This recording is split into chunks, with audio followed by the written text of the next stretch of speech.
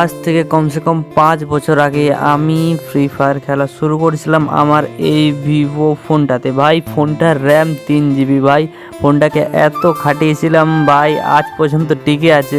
তাও আজ পর্যন্ত টিকে আছে, কিন্তু আজ আর এই ফোনটি টিকতে পারছে না। এত লোড দিয়েছে, গেমে আপডেট আসছে ভাই, গেমে আপডেটের সঙ্গে সঙ্গে নিজেকেও আপডেট করছি।